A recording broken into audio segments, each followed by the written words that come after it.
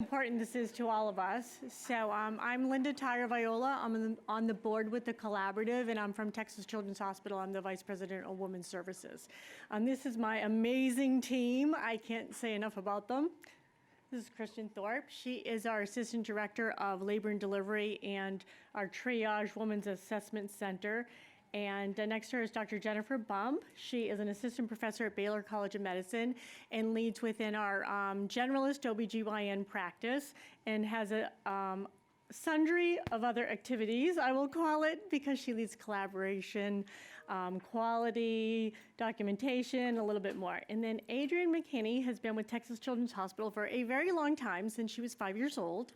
And she was a nurse manager in our neonatal intensive care unit and has moved to our Texas Children's Health Plan, and she leads the Nurse Family Partnership as their nurse manager and absolutely boots on the ground person. So I'm going to have them kick it off. I will try to click ahead for our AV support here, so I hope I do not mess this up. So thank you.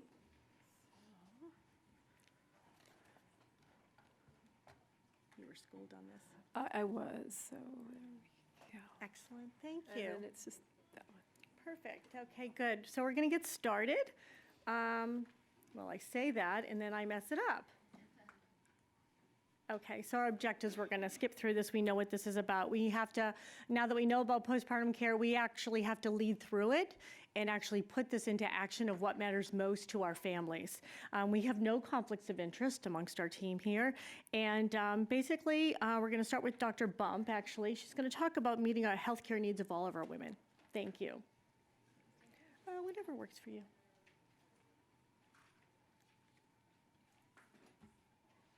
No, that's good. That's good. She's good. Hi. Can y'all hear me? Is this working? Okay, great. So I'm Dr. Jennifer Bump. I'm an OB-GYN, as Dr. Tyer-Viola mentioned, with Baylor College of Medicine and Texas Children's Hospital. My presentation, my portion of this is going to be fairly informal.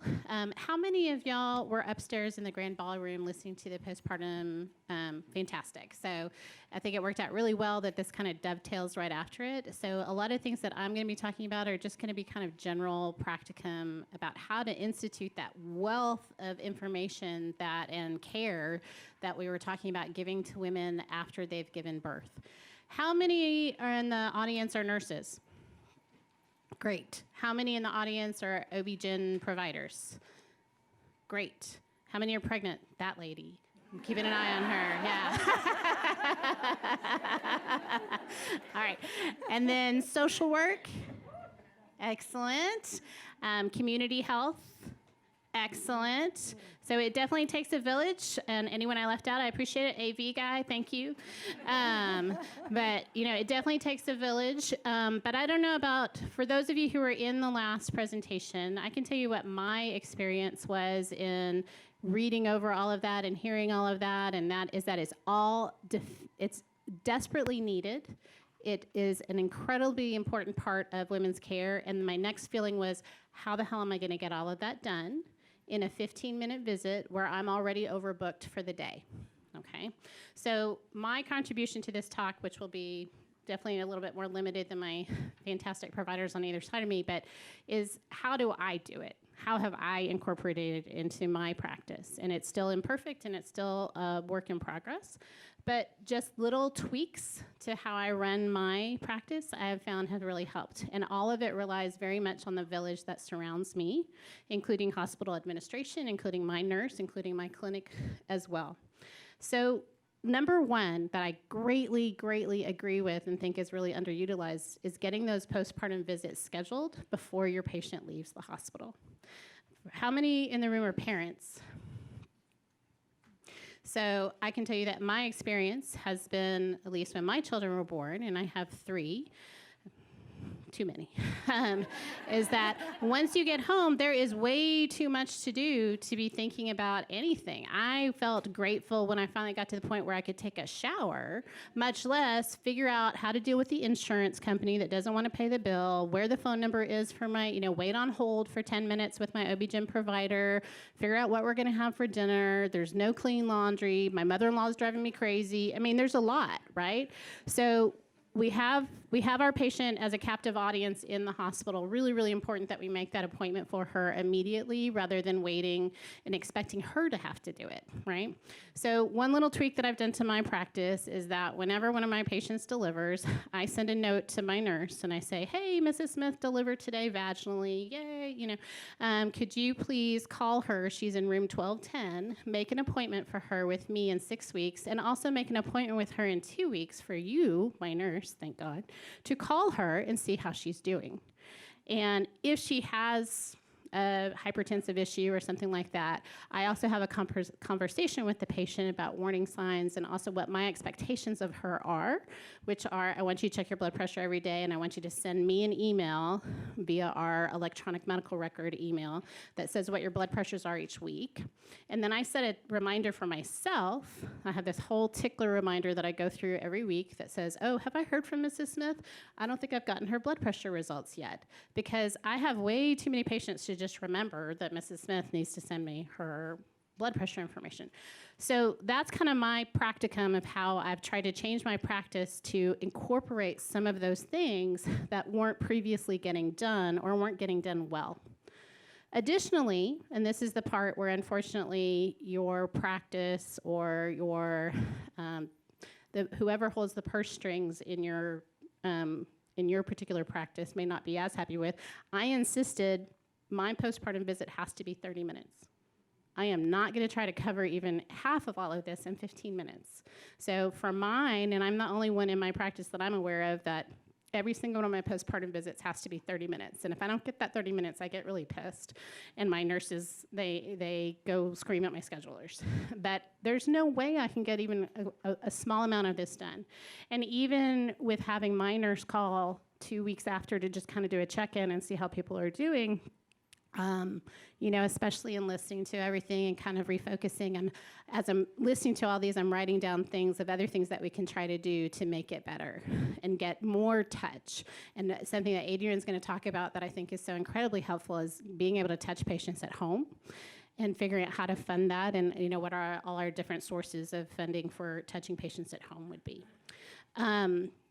There was one other point that I wanted to bring up that now I can't remember, which is why I probably should have made slides. But, but at any rate, I just want to thank all of you for being interested and for being engaged and for doing our best to try to make things better.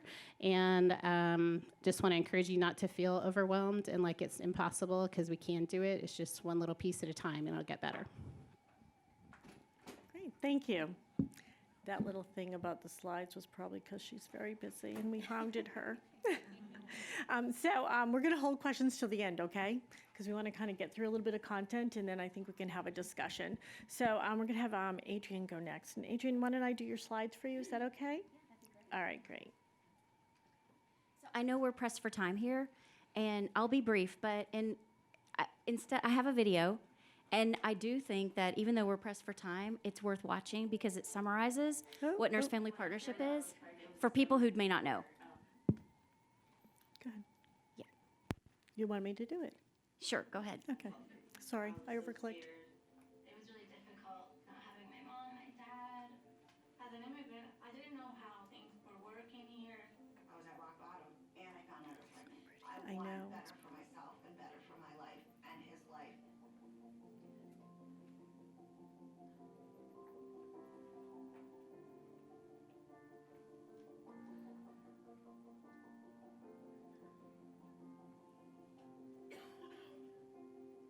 Prenatal and infant and toddler development may be the most opportune time to make lifelong effects on human development and health. Nurse-family partnerships intervention offers a multi-generational effect. Strong moms raise strong children become strong parents. With Nurse Family Partnership, we support families in meeting their health and wellness goals for their physical health, but also what it means to be a healthy family. When a mom has confidence in herself and her abilities, she's going to translate that down to her child. It's going to allow her to work with her child throughout many years as they deal with other challenges that they're going to come up against. When you talk with our moms, most often they have challenges such as homelessness, addiction. There's socially isolated. That's where nurse-family partnership comes in. No solamente la palabra, sino en dos idiomas. I feel like I'm the support for them, but they're learning themselves, and it's amazing how they learn that they have the power, that they're powerful. I was in a very bad spot when I found out I was pregnant. I was getting high. I was very nervous and scared. And then I finally sat down and thought, and I went to John Brooks Recovery Center and I got put on methadone. It's very common when somebody's going through addiction to have some type of trauma, something that happens in their life that they are trying to cover their pain with their addiction. So I helped her with resources to start counseling. Dawn helped me with everything, learning how to take care of his needs and take care of mine at the same time. James is a very happy, alert baby. His development is right on track. Now he's already attempting to try to crawl. He's a gorgeous baby. Katie has helped me with a lot, and I think she might be my biggest supporter, honestly. With Vicky, I feel she replaced not having a family. She feels like family. She is family now. She's always there. It's not just for the nurse part. She's there for everything. I can't imagine having done all of this without having been in the program. We see long-term effects of the intervention and outcomes that are of unquestionable public health and social importance. Since 1996, we've reached over 269,000 families. If you can change a family, you know you can change a community.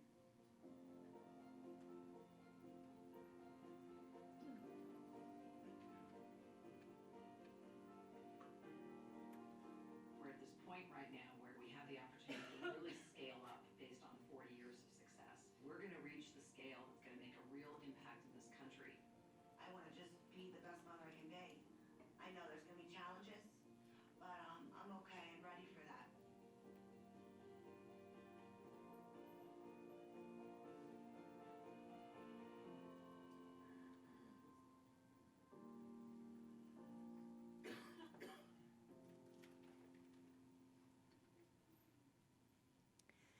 So, although that was a 4-minute video and it did take precious time, I think that it summarizes this program better than I ever could. And it really touches so many of the aspects that we've heard about just today, that, that widespread aspects of, all the problems. And I'm so excited that public health and this program are included in a focus on the 4th trimester, which is so important. And we are valuable team members, to physicians who don't have that kind of time. So so the founder of Nurse Family Partnership, David Olds, said it best, and he recognizes that there's a magic window in pregnancy where women are in that stage that they're ready to learn, they're ready to change their life, they're ready to take steps that maybe they get to decide, moving forward, what kind of life they want to have and what kind of mother that they want to be. And I say that the magic of this program is really the relationship between the nurse and the mother. And nurses are very trusted. Sometimes women that we go into their home, they tell us things they've never told anyone day 1 or day 2 that you ever meet them. And it's really a remarkable experience to be a part of something so personal that has such power and the ability to make such a difference. And so I feel so privileged. As much as I love the hospital and the NICU, and I still do, it was such a leap of faith to take this step to work in the community. It's the most meaningful work that I've ever done, and I'm so appreciative for it.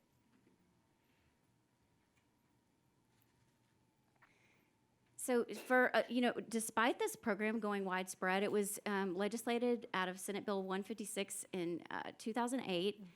It was in Dallas in 2006, but despite getting funding and being funded primarily from the state and some federal dollars, many people still don't know about this program. And so some of my slides are just a general overview. So depending on where you sit in hospital or community or social work or public health, you may know about Nurse Family Partnership, but if you don't, some general requirements: you have to be a first-time low-income mother, and by low income, that just means Medicaid eligible. You have to be less than 28 weeks pregnant. It's a voluntary program. It's a nurse visitation program, so a registered nurse is partnered with a first-time mom in her pregnancy as early as possible up to the child's 2nd birthday. So it's a long-term home visitation program, and big change takes time. Ideally, 50% of our moms are enrolled by 16 weeks. And that's so that we can have the longest relationship and make the most impact and do the most education that we can, but we will take them up to that 28th week. It's a trusted professional, and we're the eyes and the ears in between those visits with their provider. We are a part of the team. We support what physicians and midwives and care providers are recommending for their patients. And we can also report back when we have a concern or a suspicion or just, to help coordinate care. Some of the things that we do, we refer for counseling and other services. We refer to Healthy Texas Women when they lose their Medicaid. We talk about smoking cessation, and we talk about legal issues, child support, acknowledgement of paternity, all the issues that help them be a better mother and help stabilize their families. We refer to WIC, ECI, and our average visit time is about an hour, and the nurse can decide what the best frequency of the schedule is. In the beginning, we meet weekly, and sometimes then it goes to every 2 weeks. But if a nurse and a family decide that once a month is good, or we need to talk by phone, or they're in school and working, like some of our moms are in high school, then they can decide what is the best frequency for that program. Because if we can't keep the mom engaged in the program, we can't get the outcome from the program. So we need to be flexible at all times. This is a super busy slide, and it's not meant to cover it all. But the impact of this slide really is we have a huge impact in pregnancy for all the things that we assess, not just physical health and blood pressures and social determinants and how are you doing and what resources and supports do you have. We do a ton of education, getting ready. And moms are, at a wonderful stage in pregnancy, especially in their first time, where they want to know, well, every mom, I'd say, in pregnancy really wants to learn all they can and be the best mom that they can. But the majority of this program happens starting from that postpartum period and beyond in that 2 years, and I think that's why it's so impactful. So this is focused on the postpartum period, and there's a lot that occurs in the postpartum period at home. We, like has mentioned in the previous, if you were in the session upstairs, we start our contraception care early in pregnancy. We start talking about scheduling your postpartum visit early in pregnancy. We encourage them to do that from their hospital room before they leave. And so we do actually incorporate some of those supports that were mentioned. And we know that it's helpful. So these are all the things that nurses do, and they address kind of over this span. And it doesn't just go with pregnancy, postpartum. It looks at the family, the child, the well-being, and the economic self-sufficiency of that family long term. This is just to show where we are located in the United States. And this is where we're located in Texas. All the major cities and surrounding counties. And believe it or not, there's only just barely a little over 150 nurses that do nurse-family partnership in Texas. Not a lot. That's a large reach for us that I'm not sure everybody knew about. Yeah. These are just some statistics, and so depending on where you sit, if you're a clinician or a nurse or a social worker or work in public health or otherwise, your eye will go to the statistic that matters to you. And so when I look at these matter across the board, whether you're maternal or pediatric, prenatal, first trimester prenatal care matters. And in this program, at least these are our statistics. We have 91% that enter in the first trimester. Our breastfeeding initiation rate with an average age of 19, meaning like 14 to 30, is 96% and was 100% for 3 years straight. That's impactful. What can happen when moms breastfeed is not just great for their health, but it has long-term benefits to future health. So, and look, we're really proud of our cumulative prematurity rate since our inception is 9%. So it's not, when you think of Texas being 10.8 or at its best 10.2, 9% makes a big difference. Mm-hmm. We'll come back to this later if you have questions. And this is just to bring it all together that, the ultimate goal, I think, of every person focusing on moms and babies is that a healthy mom, creates a healthy child, a healthy family, and a healthy society. And so if you're born prematurely, you may not be on a level playing field with everyone else. And if you're obese when you're pregnant, your risks are much higher. So all these things, looking at social determinants and your adverse childhood experiences, they make a difference in your future health. And that's what we're all about, chronic health and disease, diabetes, heart conditions, and all the rest of it. It stems from your early years. And, the juvenile justice system, we are a child abuse prevention program. So, what we do is we look at all those factors and we educate on it, and we turn it around to providing nurturing support and opportunities. And that does help level the playing field. This is my contact information, and then the national website, if you're not familiar with Nurse Family Partnership, it's really easy to remember. But all of the studies, they've done studies to look at upwards of, there was a study that was published in JAMA in 2014 that looked at, it actually said that non-NFP mothers were at 8 times the risk of dying from an external cause like substance abuse or suicide. That's huge. There's also been studies to look at, the effect that NFP mothers have on childhood obesity. So mothers, certain criteria that of mothers' health and health behaviors definitely impacts child obesity and health. That's great. You can find them all on that website. So I think we've heard that you can make little changes. There is a program which I didn't know they were throughout Texas, so thank you for showing that, and we'll come back to a little bit of those statistics later. But we're going to go back engineer this to what matters most when immediately after delivery, and Kristin's going to speak to that, please. Okay, so one of the things that really I kind of take a phased approach with this, but this is a great document. I'm sorry, I'm looking at this slide. No, it's okay. Okay. So thinking about the patient panel this morning, how can we communicate risk and empower women to speak up when they don't feel well? How much better of a question could that be when we think about what Leah was talking about, how she was just feeling like this is how I should feel. I have twins. So I think just really educating women in the inpatient setting about what is normal, what is not normal, and processes that we can support.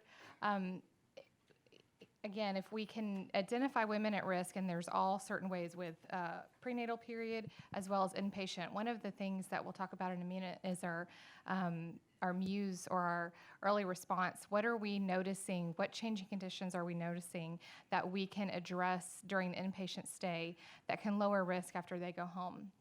And we can go ahead and move forward. So keeping women safe, this is a great A1 document. Has anybody in the room seen this document? How many of you have actually implemented it? Okay, so I'm in the same boat. We are going to hopefully implement it at our institution, but this is a beautifully packaged one-page resource sheet that you can give at time of discharge, and even you can use it before they have their baby. This is something that you can put on the refrigerator at home, that everybody that's taking care of that woman, the partner of the patient, the family that's going to be coming in to visit the baby and the mom after they get home. This is a short and bulleted informational sheet that really addresses what are the signs that I need to report, and when do I need to call, and what do I do if I experience these signs. And really, they focus a lot on obviously hypertension, which in a minute I'll talk about as a source of postpartum readmissions, as well as postpartum hemorrhages and any type of postpartum depression signs this document addresses as well. Okay, so this is MIFTI tool. So Maternal Fetal Index tool is another tool by A1. I'm not sponsored by A1. It kind of appears that way, but okay, so let's have another show of hands. Is anybody utilizing this tool in your organization for triage of women that come into your hospital?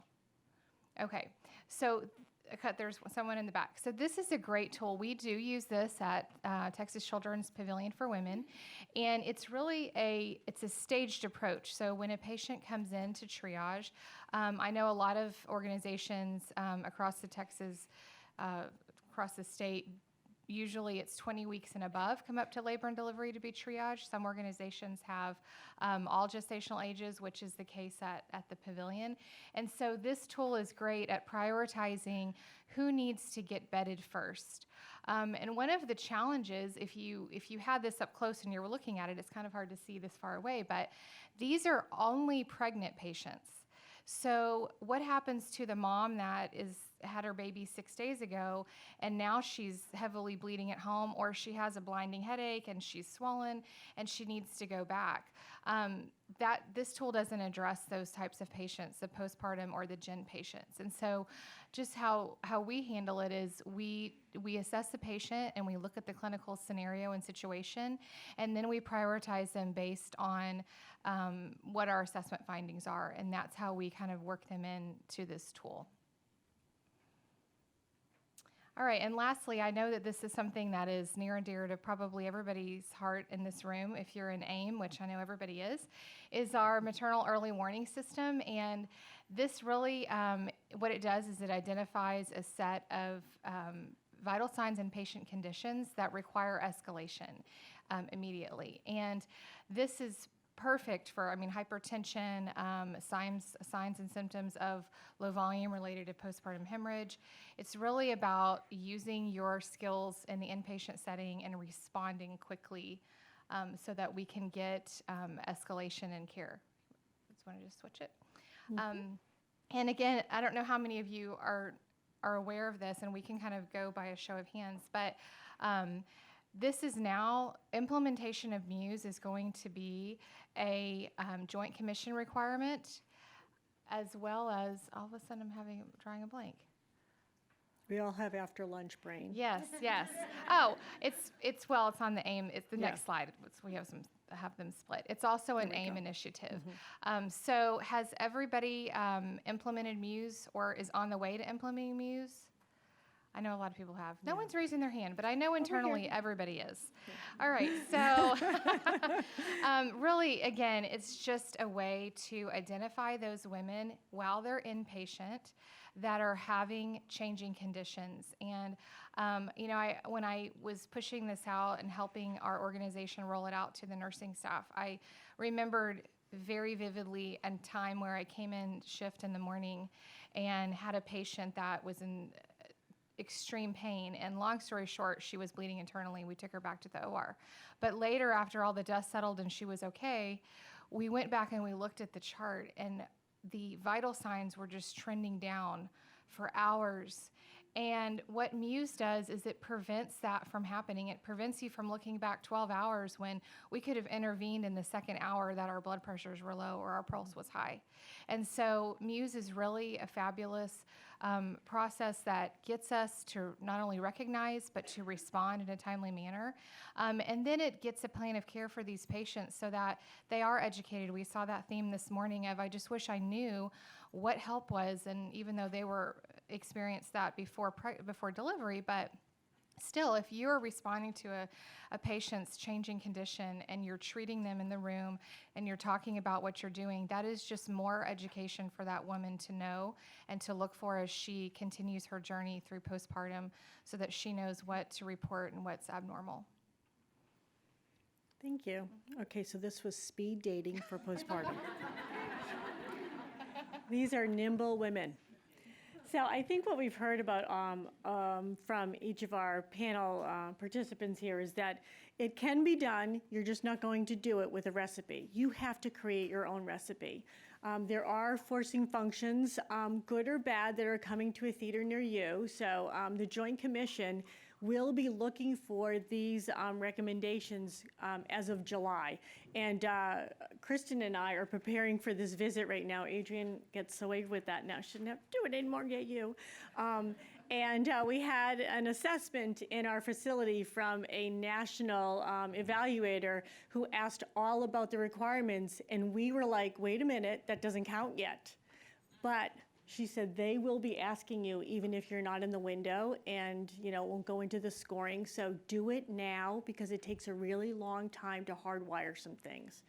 I think the other component of it is that we would love it that everything maternal child health was first and foremost in everyone's minds. I am the administrator. I am the person that they're asking for money for all these activities. And so you have to have a strong voice for that. But I welcome any policy, any state legislation, any governing body, anybody we pay to come into our institution, any standard of care that we would be evaluated by risk management or compliance, such as A1. The standard of care for obstetrics for nursing is A1. The standard of care for obstetrical care in this country is ACOG, and your risk management will back you up on that. So use those things to leverage your time and tenacity to get some programs in place. You don't have to do it by the recipe. You just have to be kind of nimble and do a couple little workarounds. So let's go back to some questions. I think that each of our participants is a wealth of knowledge, so even if it wasn't something that we talked about, what are your concerns and what matters most to you? Hi, I'm a neonatologist at Cook Children's, and I also run the developmental follow-up clinic there. And we have a multidisciplinary team, including social work and behavioral health, and we spend a lot of time with care coordination and addressing the psychosocial needs of the families. And I knew a little bit about the nurse-family partnership. I had no idea that you guys followed until 2 years of age and were in the home. So I'm just trying to get your input as to how we can better integrate what we're doing, because I feel like we're sometimes spinning our wheels, but to have somebody home-based who we can possibly communicate with to serve as a liaison for families to continue to provide that support in a coordinated fashion. Do you have any ideas as to how to do that? I mean, if you guys even come to our visits, or how can we better partner, basically? Sure. Well, I'm in the Houston area, but it would work the same way. So we try to partner with whoever that person is attached to care to. So the nurses go to visits to that. We encourage, sometimes they'll go to the visits with their OB or their pediatrician or communicate back, because we do developmental screenings 4 times throughout that 2 years. We do ASQs and ASQSEs, and we're in the home, so we know a whole lot of other things. So I would encourage you to reach out to the local program and, say, hey, I want to partner with you guys. I want to refer, but once the baby's born, it's too late. So it has to start, sooner. But if there's a communication way that you can know who they are serving, then you guys can communicate back and forth. So I can see here that there is coverage. So one of the things that, just from listening to this, we review all of our maternal fetal medicine patients every Thursday, a nursing group does. And right away, we should be able to see from that patient list who actually should be enrolled with Adrian's program. So now I'm thinking, here's another linkage that I'm going to give her business for doing her good work, because that's what you get. The pie eating contest gets you more pie, people. We all know this. And so that's how to get it way, way, way at the beginning, so that when you get to neonatology and the NICU care, they're already linked. So right there, that's the linkage. Dr. Baum? Something I was going to add, Adrian and I were just talking about this before we came in, is that it's such an amazing program, but because it's linked solely to, Medicaid eligible, I was like, okay, so what do I do about my ladies that have lots of resources, but I really need them touched at home once a week? And so some of the things that we were talking about that I'm considering, and I'm sure it'll be different depending on what type of insurance the patient has, but something I'm going to try to start instituting for those patients that are at risk is perhaps getting home health to come and see them. Mm-hmm. So they may not be as integrated as the nurse-family partnership, but at least I've got someone who's going to touch them at home. And so that's just a thought that we can try. I was just going to share that there are NFP projects in both Dallas County as well as Tarrant County, but there are also Healthy Start projects in Fort Worth and Dallas and Houston for those moms that are not Medicaid eligible. They don't have to be Medicaid eligible to be program participants of Healthy Start. So yeah, you do have those programs in your area. And for those moms who need that type of support who are not first-time pregnant moms, yeah, there are other programs that can and will go into the home and support them. I was just gonna, along with those lines, so I'm the Associate Commissioner of the Prevention and Early Intervention Division of the Department of Family and Protective Services. Sorry, that takes so long. That we're the we're the pass-through for the state and federal money for NFP, and delighted to play that administrator role. But in addition to Nurse Family Partnership, we fund a variety of other home visiting programs that can often pick up where NFP eligibility leaves off, including Parents as Teachers, which is a broader, it's more attuned to school readiness, but it's paraprofessional, so I can understand that certain health sectors are going to feel more comfortable working with nurses, but they can start prenatally too, but they can also pick up postpartum, and they might be in a community where NFP isn't. We have a website, helpandhope.org, where you can search for all our funded partners. Another postpartum nurse program that Austin, San Antonio, Victoria, and Bastrop are rolling out is called Family Connects. It's out of Durham. Oh, that's right, and Tarrant County. And that's more of a universal connector model, so you're not getting Family Connects. Oh, very good. So that's where at the postpartum nurse home visit is made at the hospital at birth. There's up to 3 visits depending on the initial assessment, but it's meant not to be a continued home visiting, but more to connect mom to resources. So there's a variety of touches that we're trying to fund and scale. So anyway, just wanted to throw that in. It's great. I'd like to mention too, like if they are Medicaid eligible, they're also, not everybody can have Nurse Family Partnership, but the case management for children and pregnant women, that's a service that, same kind of process where you can go out and get a visit, someone can do an assessment and connect that family to resources, and it's free of charge for, it's part of the Medicaid funded options. And early Head Start too, for some of the criteria for neonatal grads, they may, if mom had a premature delivery, they can get started early with early Head Start, and it isn't just at age 3 or like there's some programs that have home visitation and early interventions in that area. Good. Yes. Mm-hmm. We have a question over here, please. Yeah. Hi, I work for a legislative office just down the street, and I also worked on the initial push back in 2017 for the AIM bundles. And we put in some money to help spur the further adoption of the AIM bundles in facilities, but we're still hearing that there may be some issues, some barriers for institutions and facilities as far as adopting those. So I wanted to hear from y'all about what those barriers may be and how can the state help out and make sure that we get AIM bundles throughout the state. Thanks.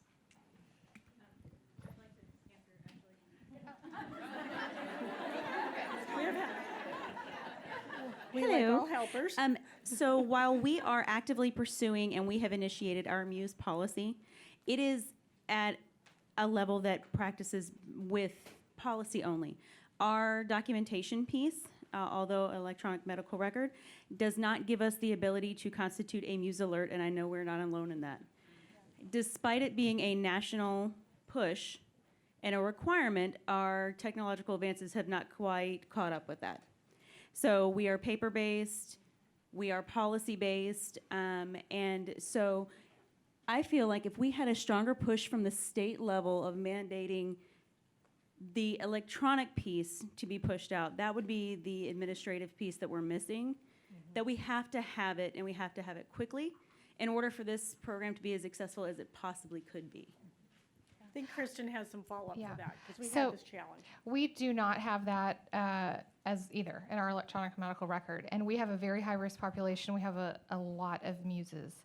But I'm reaching, I don't have a badge on, but we have a badge buddy, and I know TCHMB, I know we've shared it, and we can share it again, but you really have to rely on the person in the room taking the vitals, looking at the patient. When they see an abnormal vital that is outside of, I'm looking at this is not it, but if it was 165 over 108, I'm like, oh, okay, that's a Muse trigger. Let me recheck it, make sure that's really what it is, and then I activate a Muse. And it's as simple as that. So I would say don't let, even though, yes, I wish that every system would do that, but we are people and we're at the bedside. We already have that built in. Use your manpower, and it can just be as simple as that in order to get someone there. So don't let that be a barrier that's stopping you from implementing. Implement, and then if it gets easier down the road, wow, what a blessing. But implement it, don't let it be a barrier. And I know a lot of people have been hung up on that. Same with QBL. You still, get it started, and then, it's like, what's that, the baseball thing? Build it and they will come, right? I mean, it's kind of the same thing. So don't let it be a barrier. But TCHMB, the Muse, what are we called? Muse Task Force? No, Yeah, I think work group, yeah. Yes.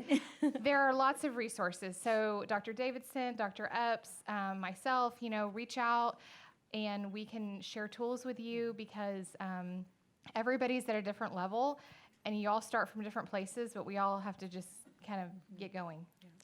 So unfortunately, we're out of time, and we are a big mouth at Epic as well, because we're the largest pediatric hospital, so we have a little leverage there, but they know that. So we're out of time. We will be available. This is a very passionate topic, and enjoy your break in the afternoon. Thank you.